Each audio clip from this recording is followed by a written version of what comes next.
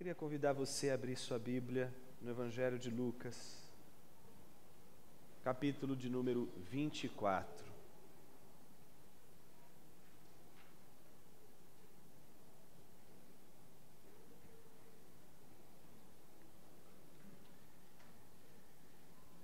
Nós temos trabalhado uma série de exposições que tentam responder à pergunta: quem é Jesus?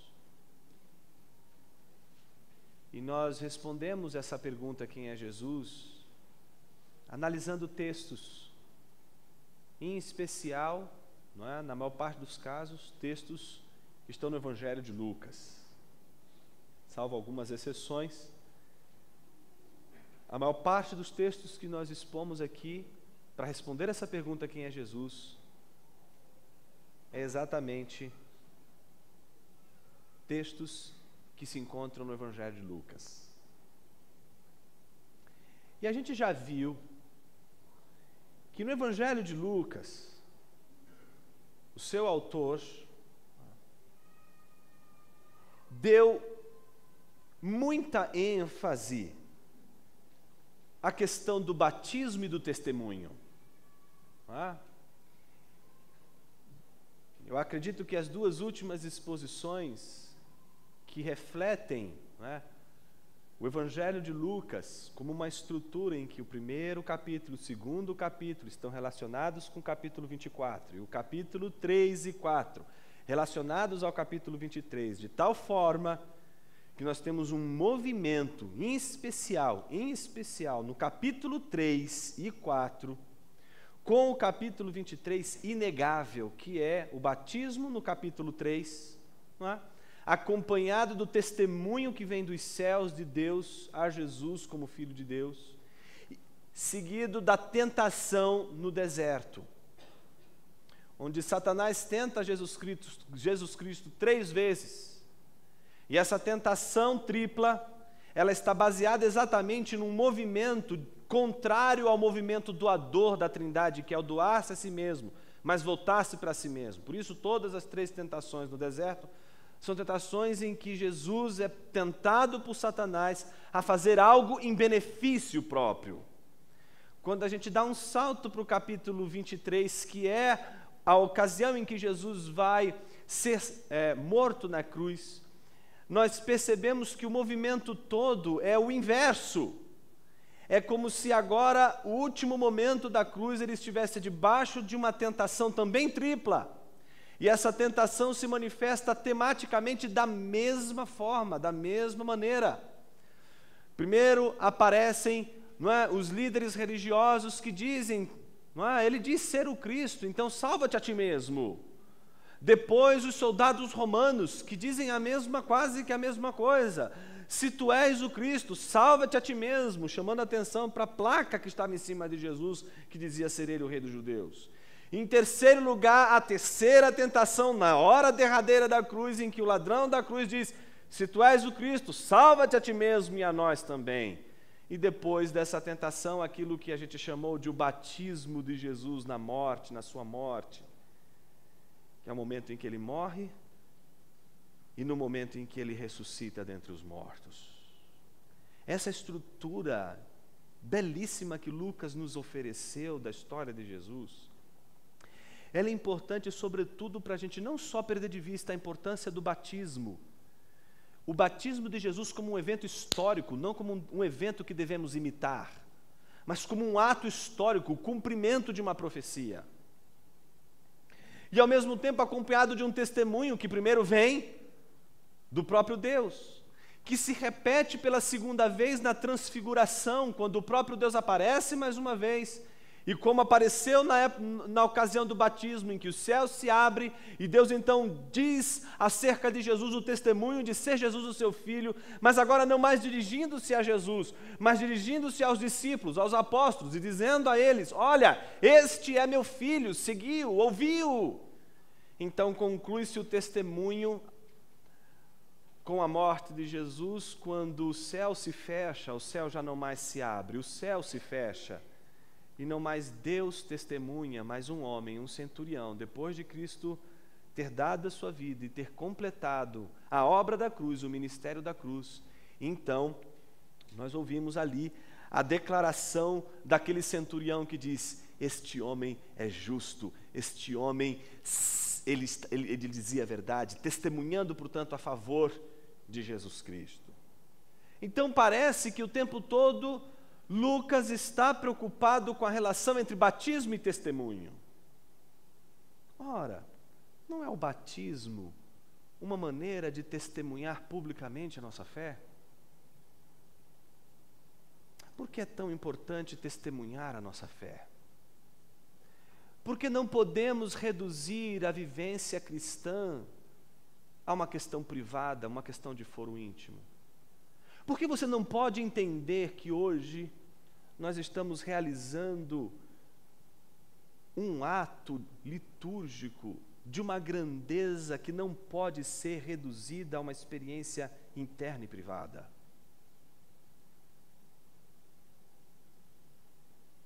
Hoje estamos diante do drama da cruz,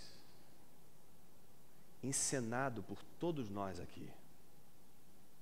Quando tomamos o pão, tomamos o vinho em nossas mãos, e erguendo esses elementos aos céus, lembramos o sacrifício de Jesus. Mas não somente isso, vemos o Evangelho.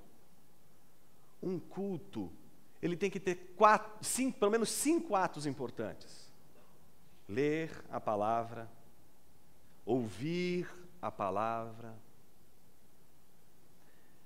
pregar a palavra, expor a palavra, entender a palavra nesses termos de pregação, orar a palavra.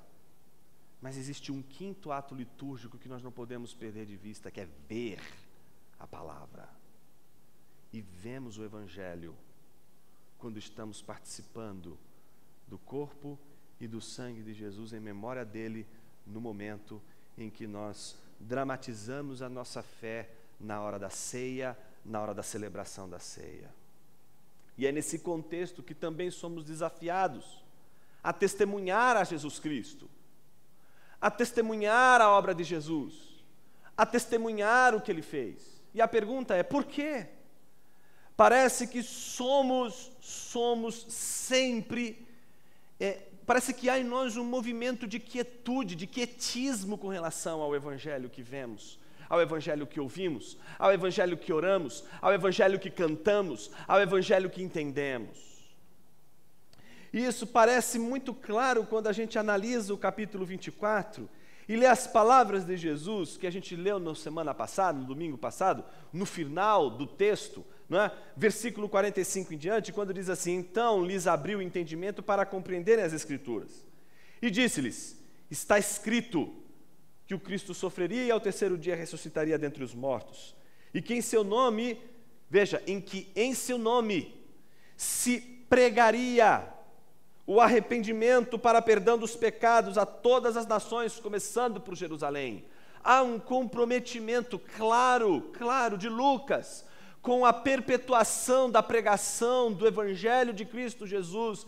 Entregue isso aos apóstolos e subsequentemente à igreja.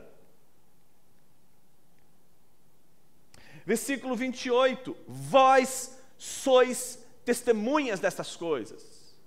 Testemunhar a palavra de Deus, falar da palavra de Deus, testemunhar da palavra de Deus, é o desafio mais importante da igreja.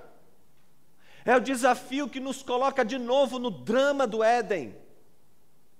A mulher não sabia do pacto que Deus havia feito por Adão, a não ser pelo fato de que Adão testemunhou a mulher. Ela não estava presente quando Deus fez o pacto. Ela tem consciência de tudo aquilo que ela sabe por conta do testemunho que o seu marido lhe entregou. E o que a serpente coloca em xeque não é meramente a autoridade de Adão, mas é sobretudo a força, o poder, a autoridade da palavra de Deus testemunhada por Adão, a sua mulher. O maior pecado da igreja está centrado exatamente na sua incapacidade de se submeter à autoridade testemunhal da palavra de Deus. Não podemos deixar de testemunhar porque temos vergonha.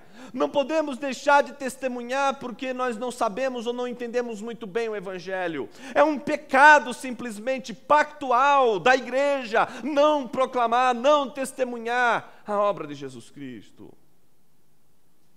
Lucas está ciente disso. Ele está ciente de como a gente pode, com o passar do tempo, se envolver numa espécie de conforto, não é, litúrgico, em que a gente simplesmente consome liturgia e não produz liturgia. O testemunho faz parte do culto cristão. O testemunho, ele faz parte da nossa vida como igreja de Cristo Jesus.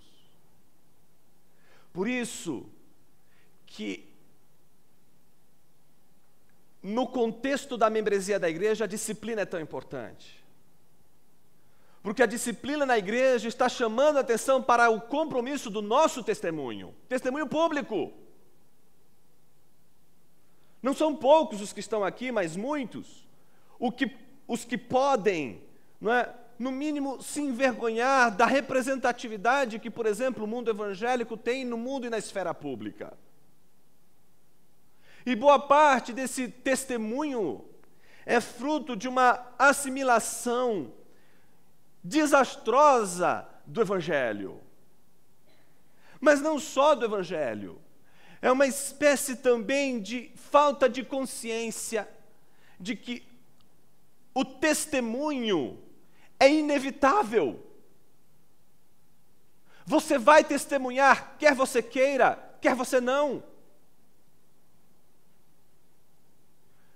O testemunho não é só algo positivo. O negativo também testemunha. As ações não correspondentes ao Evangelho também são testemunho. Testemunho de um falso Evangelho, de um Evangelho mal assimilado, de um comprometimento estabelecido com bases que não são bíblicas. Testemunhamos sempre. Sejamos nós comprometidos com o Evangelho ou descomprometidos com o Evangelho. Em outras palavras, de uma maneira bem simples e escrachada, o nosso descomprometimento com o Evangelho também testemunha o Evangelho descomprometido que nós estamos comprometidos. É interessante como a gente não percebe o quanto a natureza testemunhal do Evangelho de Cristo Jesus faz parte da natureza da igreja. Eu não estou dizendo aqui para que você pegue e comece aqui, saia daqui, não é? Amanhã cedo, vai lá na Santa Efigênia, compra um megafone e vai lá para a Sé com um megafone, né? E dizer, gente, eu vim pegar o Evangelho, abre a Bíblia. Não estou falando nada disso. Nem estou sugerindo a você, pelo amor de Deus, que vá para a porta da Fé Celeste entregar folheto. Para dizer, só Jesus salva, embora ali seja necessário. No entanto, é necessário testemunhar. É necessário testemunhar. E parece que foi isso que Jesus legou aos seus discípulos antes de subir aos céus. Envio sobre vós a promessa de meu Pai, mas ficai na cidade até que do alto sejais revestidos de poder.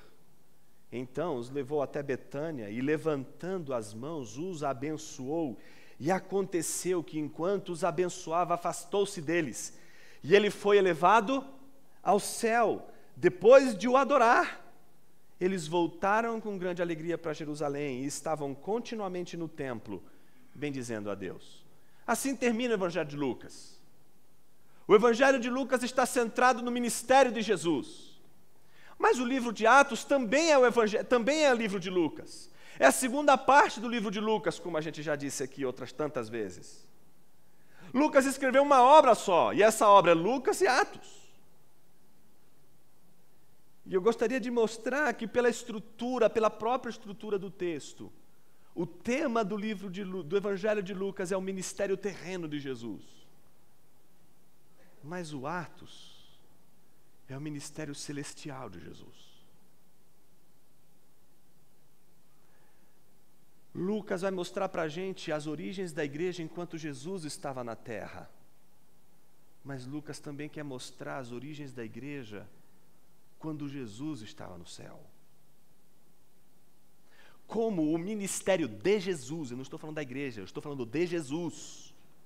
Como o ministério de Jesus aconteceu na igreja terrena, e como o ministério de Jesus acontece nessa igreja terrena com o Cristo, ausente do ponto de vista terreno, mas governando e ministrando sua igreja dos altos céus. Por isso é como se tivéssemos que novamente pensar numa nova estrutura, num novo movimento, que vai se repetir em Atos, quase que da mesma forma, quase que com as mesmas palavras. Se a gente tem uma estrutura inicial desse testemunho do Evangelho, que começa com o ministério de Jesus sendo batizado, e logo em seguida ele sendo tentado, mas logo em seguida realizando o ministério até o final, o livro de Atos parece mostrar o ministério de Jesus vinculado também ao batismo. Para isso eu gostaria que você abrisse sua Bíblia em Atos capítulo 1.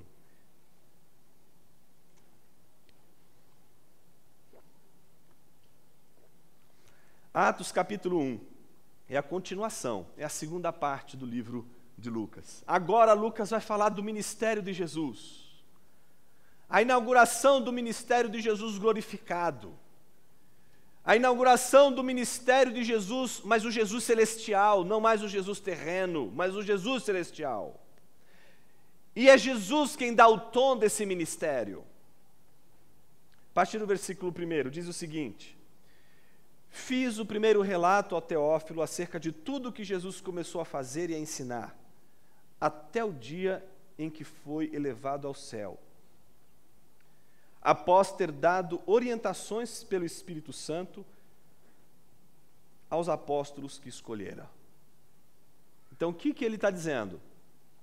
Olha, o grande interlocutor é o Teófilo, a quem ele endereça tanto o Evangelho como a primeira parte, que é o Evangelho, como a segunda parte da obra, que é o livro de Atos. E diz, olha, fiz o primeiro relato ao Teófilo, ou seja, a primeira parte, acerca de tudo que Jesus começou a fazer e ensinar. Veja, até o dia em que ele foi levado aos céus. Então, enquanto ele está na terra, Lucas está interessado em mostrar o que Jesus fez enquanto ele estava aqui.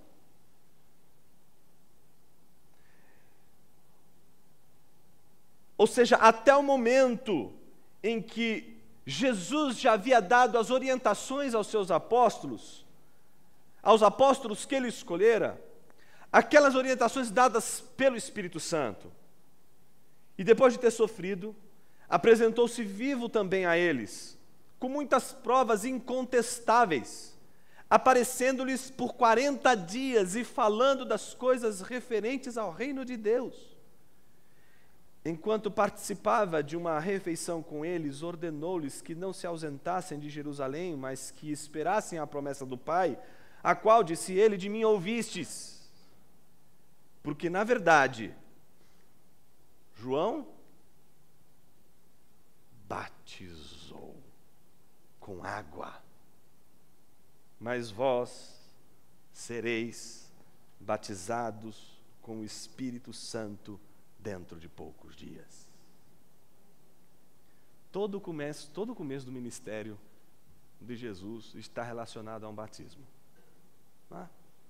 O batismo como um evento histórico, que ninguém replica, como a gente viu quando tratamos do batismo de Jesus. Agora em Atos, Jesus está assunto aos céus e ele já havia dado ordens e orientações aos seus discípulos pelo Espírito Santo, e que eles deveriam aguardar em Jerusalém, até que dia?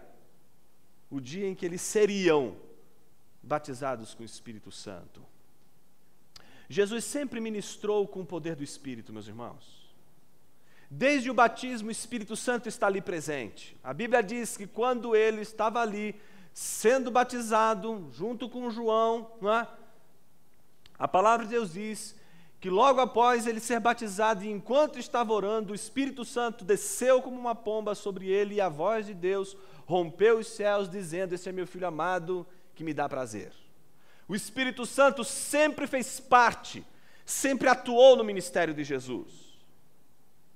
Não existe algo do tipo uma concorrência, do tipo, Jesus esperando, olha, Espírito Santo, agora é a minha vez. Aguarda a tua vez, aguarda a tua época, o teu tempo vai chegar. Mas agora deixa eu brilhar, que agora quem vai brilhar sou eu. Não. Jesus sempre agiu sob os auspícios e o poder do Espírito Santo. Tudo que Jesus fez, o fez sob o poder do Espírito Santo. É por isso que a blasfêmia contra o Espírito Santo não é uma blasfêmia diretamente contra o Espírito Santo, como muitos pensam. Muitos acham que a ideia é mais ou menos assim: olha, o Pai vai relevar se você pensar uma besteira dele. O Filho vai também, ele vai ficar um pouquinho bravo, mas fica tranquilo, você pode pensar o que você quiser dele. E ó, tranquilo. Mas o Espírito Santo não brinca com ele não, que ele é sério. Com ele não tem brincadeira. Já viram esse tipo de abordagem? Que faz com que o Espírito Santo seja aquilo que é temível. Aquilo que, olha, vamos brincar com o pai, vamos avacalhar com o pai, com o filho, que ó, não tem problema nenhum. Mas o Espírito não avacalha. Se avacalhar com o Espírito, já era. Essa noção é uma noção equivocada, porque entende que a obra de Jesus não é obra do Espírito. Se você recorda a passagem que Jesus critica aqueles que estavam chamando-os de blasfemos, exatamente a passagem que eles chegam e olham para Jesus expulsando os demônios pelo poder do Espírito Santo. E eles dizem o quê? Ele está expulsando esses demônios por meio de Beelzebu, o maioral dos demônios. Então, qual era o pecado de blasfêmia que estava ali explícito, concreto acontecendo? O pecado daqueles que estavam olhando para o que Jesus estava fazendo por intermédio do Espírito Santo, e eles estavam dizendo: olha, você está expulsando os demônios pelo dedo de Beelzebu. Então Jesus olha e diz para eles exatamente aquela sentença que a gente conhece, que nos apavora: todo pecado contra o Filho será perdoado, mas contra o Espírito não será perdoado.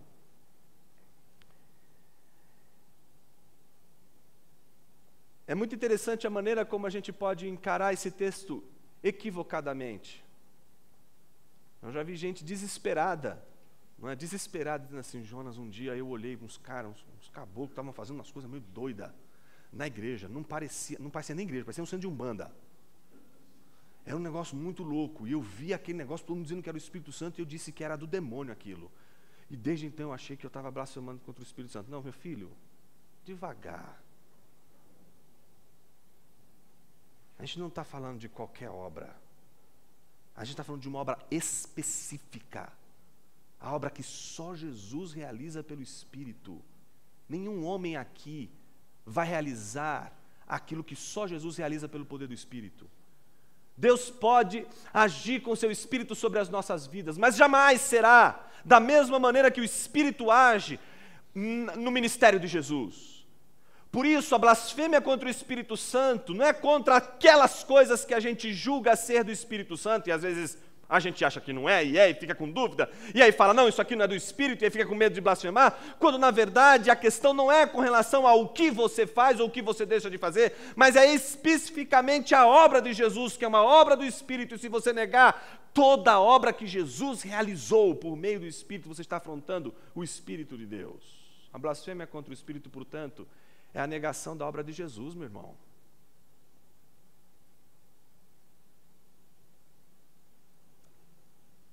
Porque o Espírito Santo trabalha para tornar Jesus evidente.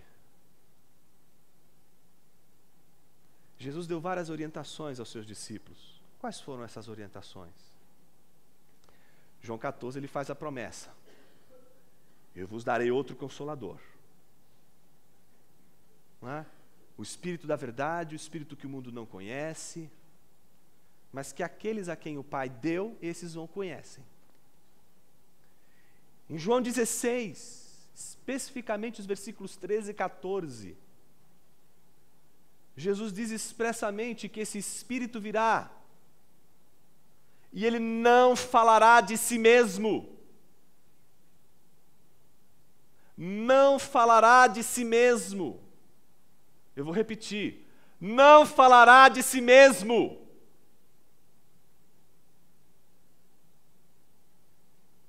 Ele vai falar de tudo aquilo que ele ouviu do Pai, mas não falará de si mesmo. E Jesus conclui dizendo: Ele me glorificará. A obra do Espírito é glorificar Jesus o tempo todo. É fazer com que a obra de Jesus seja vista. É fazer com que a obra que ele realizou se perpetue na vida como um testemunho que não pode ser removido enquanto houver testemunho acerca de Jesus. Creia, o Espírito Santo estará ali agindo. O maior interessado no testemunho da obra de Cristo Jesus é o Espírito Santo. Se nós fôssemos realmente conscientes do papel do Espírito Santo, jamais o procuraríamos. Mas ouviríamos a sua voz dizer: procure-o, procure Jesus, olha para Jesus. Nós temos um movimento que parece que centralizou na obra do Espírito um movimento em que a obra do Espírito é uma questão particular, é algo que não tem nada a ver com Jesus, é algo que tem a ver com o Espírito. Por isso alguém vem sempre perguntar para você: escuta, você é renovado? Como assim renovado? Não, você tem o Espírito. Como assim você tem o Espírito? Não, mas é essa coisa aí, né? Tem que ter algum... Não é? Mas como assim? Explica mais isso aí. Não! J.I. Packer, no livro que você não poderia passar dessa vida para outra sem ler, disse algo maravilhoso. Ele diz assim: todas as vezes que você vai buscar o Espírito, ele está dizendo: não, você não entendeu a Bíblia, vai ler a Bíblia, vai ler lá João 16, é para você buscar Ele, eu estou aqui para glorificar Ele, eu quero que você veja Ele, não busque a mim, busque a Ele. Por que você está vindo atrás de mim? Você tem que ir atrás dEle. É Jesus que você tem que ver. E se alguém vê Jesus, esse alguém está sob o poder do Espírito. Se você consegue ouvir o Evangelho hoje, se o Evangelho toca o teu coração, se o Evangelho regenera a tua vida de uma vez por todas, o Espírito Santo está por detrás disso. E Ele está dizendo: eu não vim falar de mim mesmo. Olha para Ele, olha para Jesus. Você sabe que esse é o modelo do testemunho? Um bom testemunho é como o do Espírito Santo. Olha para Ele. Aquele que testemunha não fala de si, fala daquilo que é mais importante do que si mesmo.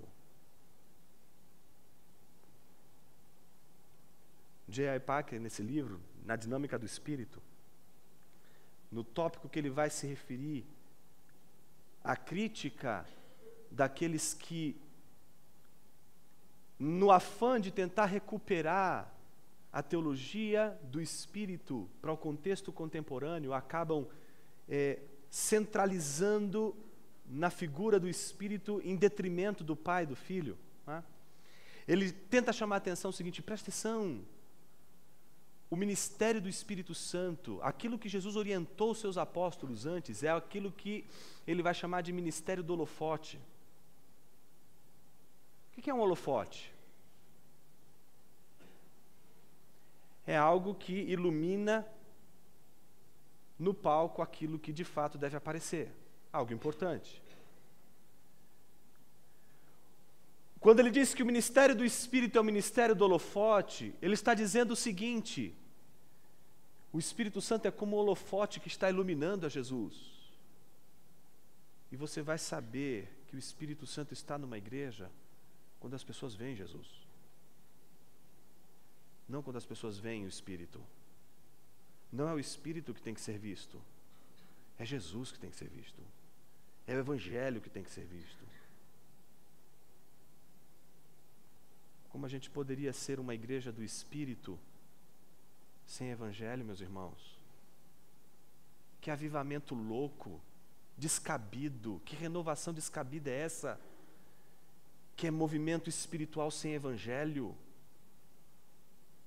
Movimento espiritual sem Evangelho não é do Espírito. O Espírito está centrado em revelar Jesus o tempo todo. A obra do Espírito é revelar Jesus. E se Ele liberar um dom para a sua igreja, não é para que a sua igreja fique com cosquinha, fique com um emocional. Tudo que o Espírito Santo está fazendo na igreja, tudo! Não estou sendo nem um pouquinho econômico no que eu estou dizendo. Tudo o que o Espírito Santo está fazendo na igreja é para glorificar Jesus. Se não glorifica Jesus, meu irmão, não é do Espírito. Simples assim. O Espírito está interessado porque ele tem uma missão clara, específica: testemunhar Jesus.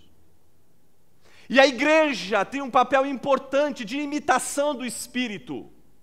Como testemunha, ela deve imitar o Espírito Santo. Ela deve aprender a desenvolver a arte do desaparecimento, que é a arte do holofote. Holofotes não aparecem, eles ficam escondidos. Porque quem tem que aparecer é aquilo que o holofote está brilhando. Para o que o holofote está brilhando? O holofote não traz luz a si mesmo. O testemunho, portanto, da igreja é aquele em que as pessoas são capazes de repente, no meio da igreja, esquecerem que estão dentro da igreja e olharem só para Jesus, porque a igreja está revelando Jesus. Minha pergunta hoje para você é: revelamos Jesus aqui? Testemunhamos Jesus aqui? Testemunhar Jesus significa viver a vida centrada em Jesus. O Espírito Santo não se tornou menos Deus, não perdeu sua natureza, não se tornou um ser inferior a Jesus, porque ele glorifica Jesus e porque sua missão é glorificar Jesus, fazer com que Jesus seja visto. A igreja não vai ser pequena, não vai ser menor, se ela for centrada em Jesus e no Evangelho.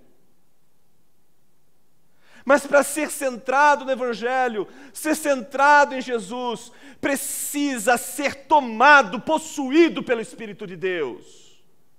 Precisamos de uma igreja cheia do Espírito Santo, e uma igreja cheia do Espírito Santo é uma igreja que enxerga Jesus, que enxerga o Evangelho, que é comprometida com a centralidade do Evangelho.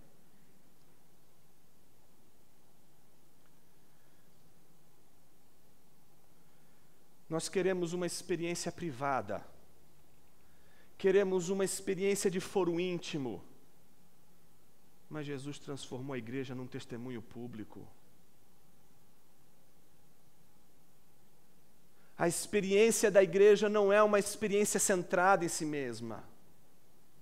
A experiência da igreja é o testemunho não do egoísmo, do egocentrismo, da autorreferência. O testemunho da igreja deve ser o testemunho do Espírito, o interesse profundo em glorificar Jesus. Daí ser tão importante, não só nos preocuparmos com o nosso comportamento dentro da esfera religiosa que vivemos, mas fora também dessa esfera religiosa. A maneira como nós conduzimos nossa casa, a maneira como nós conduzimos nossa vida fora, no contexto público, ela glorifica Jesus, ela testemunha Jesus. Como temos testemunhado Jesus em nossos dias? Será que as pessoas, quando estão perto de nós, são capazes de enxergar algo maior do que nós mesmos, mas que está ligado a nós mesmos?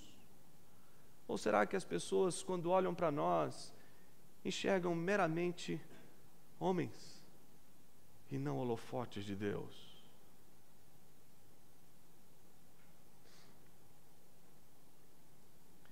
Versículo 3, depois de ter sofrido, apresentou-se vivo também a eles, com muitas provas incontestáveis, aparecendo-lhes por 40 dias e falando das coisas referentes ao reino de Deus.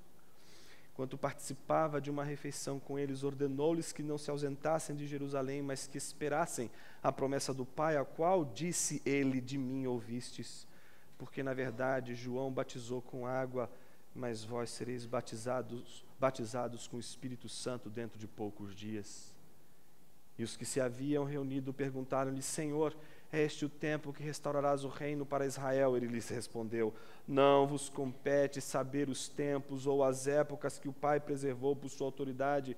Versículo 8: mas recebereis poder, quando o Espírito Santo descer sobre vós, e sereis minhas testemunhas.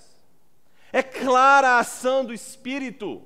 A ação do Espírito é descer sobre sua igreja, como um dia desceu sobre Jesus, interessada exatamente com a proclamação, com o testemunho do Evangelho.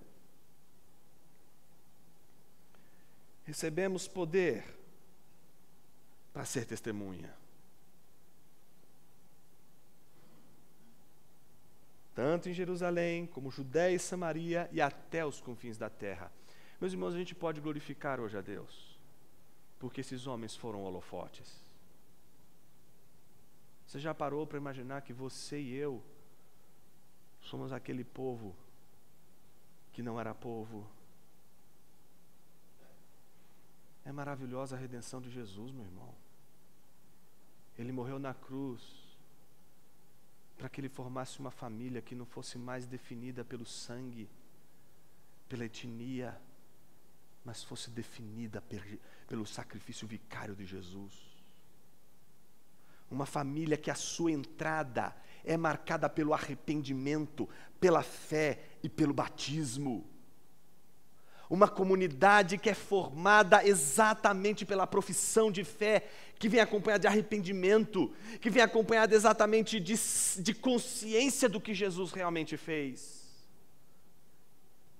Uma família que foi criada a partir de Jesus e que integrou pessoas absolutamente distintas, pessoas as mais diversas possíveis, com as características mais incríveis. Deus reuniu esse povo plural que a gente não consegue definir pela cor da pele, que a gente não consegue definir pelas capacidades intelectuais, que a gente não consegue definir pela idade, que a gente não consegue definir pelo DNA, mas que são marcados pelo arrependimento e pela fé em Cristo Jesus. Você é família de Cristo Jesus se você está hoje arrependido dos seus pecados e crê em Jesus e professa a sua fé sobre Ele. Isso é maravilhoso. Mas isso não te torna uma pessoa espiritualista. Te torna uma testemunha. Uma testemunha do perdão de Deus. É como se você estivesse no mundo, para que o mundo soubesse que existe um Deus misericordioso. Para que o mundo soubesse que existe um Deus compassivo, um Deus de graça e de misericórdia. Versículo 9, depois de dizer essas coisas, ele foi levado às alturas. Enquanto eles olhavam, e uma nuvem o encobriu de seus olhos. Mais uma vez, Lucas está colocando a nuvem aí, né? A nuvem que se desfaz, a nuvem que fecha, a nuvem que abre. Mais uma vez a nuvem está aqui, encobrindo os seus olhos. Jesus some de suas vistas. Eles estão com os olhos fixos no céu. Enquanto isso, aparecem do lado deles dois homens, dois anjos vestidos de branco. Que coisa curiosa, né? De tempos em tempos, desde o início, lembra lá no capítulo 1 e 2, os anjos aparecem sempre com uma mensagem, sempre entregando uma mensagem, sempre entregando uma palavra de Deus, sempre testemunhando uma palavra de Deus. E agora, esses dois homens aparecem diante deles e lhes dizem: homens galileus, por que estáis olhando para o céu? Esse Jesus que dentre vós foi elevado ao céu, virá do mesmo modo como o vistes partir. Desde então, eles estão seguindo a Jesus sem vê-lo.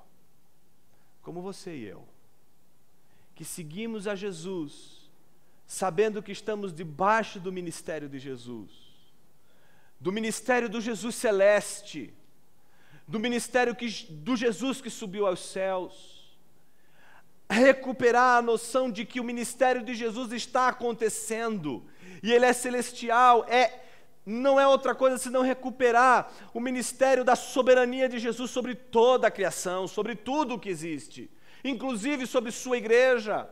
É como Colossenses vai nos revelar de uma maneira deliciosa lá no cântico de Colossenses, quando diz que ele é o cabeça de toda a criação e o cabeça da igreja. Ele é aquele sem o qual nada do que foi feito se fez, mas ele é aquele que coloca sob seu governo a igreja. Ele é o Senhor do mundo, do universo, mas ele é o Senhor da igreja. E ele está governando essa igreja. A rigor, eu não sou o pastor de vocês. O Supremo Pastor é quem nos governa. Todos somos ovelhas. E reconhecemos que Ele está no meio da sua igreja.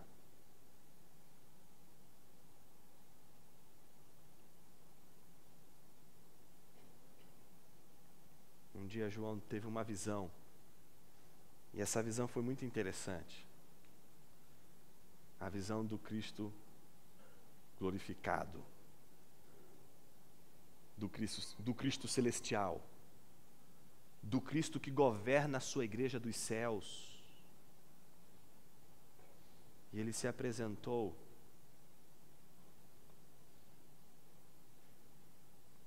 andando no meio de 7 candelabros e com 7 estrelas em sua mão direita. E João nos desvenda o significado disso. Quando ele nos diz que as sete estrelas são os anjos da igreja, das 7 igrejas da Ásia, igrejas reais, igrejas concretas, igrejas que existiram, e os 7 candelabros que representam exatamente a igreja, cada uma daquelas igrejas. A primeira carta, que é a carta aos Efésios, Jesus é apresentado como aquele que tem as 7 estrelas em sua mão, a mão do governo, mas ao mesmo tempo, ele está andando no meio dos 7 candelabros. O que isso significa? Que ele está presente na sua igreja. Ou seja, é ridículo você chegar e dizer assim para Deus um dia em oração: Senhor, tem um irmão lá que está aprontando na igreja, o senhor precisa fazer alguma coisa com ele. Jesus já sabe, irmão. Sabe, tudo o que acontece na igreja, ele está aqui, ele está presente, ele anda no meio da sua igreja. Por isso ele pode dizer à igreja de Éfeso: conheço as tuas obras, conheço você. Jesus Cristo conhece a sua igreja. Gente, das 7 igrejas, só duas recebem elogio. Só 2, Jesus diz assim: olha, estou muito feliz com você, porque você é firme, fiel, não é? E na hora de dar uma observação, ele diz assim: olha, não temas, não é? Por exemplo, a igreja de Esmirna, que está enfrentando uma tribulação terrível, ele vai dizer: olha, eu sei que você é fiel, não temas, vai piorar. Ou a igreja de Filadélfia, que ele vai dizer: olha, você é muito pobre, eu sei disso, mas você é fiel. Só 2. Uma, que é a última, que é a igreja de Laodiceia, é a única igreja que ele não tem elogio nenhum. Ele já começa dizendo: olha, você me causa nojo, me causa ânsia, eu não consigo manter você dentro de mim. Tirando essas 3, meus irmãos, a maioria é medíocre. O que é medíocre? É igual quando você vai entregar o seu trabalho de TCC ou de conclusão de curso para o seu orientador. Já teve essa experiência? É mais ou menos assim. Ele lê o seu trabalho, marca um dia para conversar com você e diz assim: olha, seu trabalho está muito bom nisso. Segundo, Também gostei do que você fez aqui, foi muito bom. Terceiro ponto, bem interessante, gostei. Mas tenho porém contra ti. Ponto 1, ponto 2, ponto 3, ponto 4, ponto 5, ponto 6. Não é isso? Primeiro você apresenta algumas coisas que são importantes, alguns, né, isso aqui é relevante no seu trabalho, e depois... Isso foi a maior parte das igrejas. Você acha que essa não é a nossa igreja? Uma igreja que hoje ele está olhando e julgando. Ele está aqui.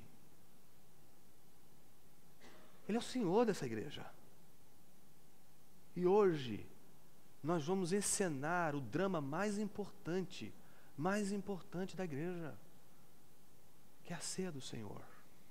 Que junto com o batismo se tornam os dois testemunhos públicos mais importantes da igreja hoje.